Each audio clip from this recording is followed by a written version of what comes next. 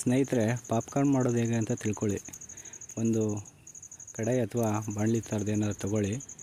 ಅದರೊಳಗಡೆ ಜೋಳದ ಮತ್ತು ಎಣ್ಣೆ, ಅದೇನೋ ಇನ್ನೊಂದು ಹಾಕಿದೆ ನನಗೆ ಗೊತ್ತಿಲ್ಲ. ಅದನ್ನು ಹಾಕ್ಕೊಂಡು ಗ್ಯಾಸ್ ಅಂಟಿಸ್ಕೊಂಡು ಮೇಲೆ ಇಟ್ಕೊಳ್ಳಿ. ಒಂದು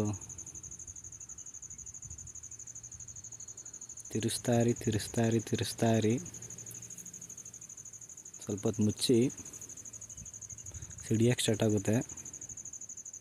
ಕೇವಲ 5 ನಿಮಿಷದಲ್ಲಿ, ಇಲ್ಲ ಸ್ನೇಹಿತರೆ 2 ನಿಮಿಷದಲ್ಲಿ ಪಾಪ್ಕಾರ್ನ್ ಮಾಡ್ಕೊಳ್ಬೋದು. ನೀವು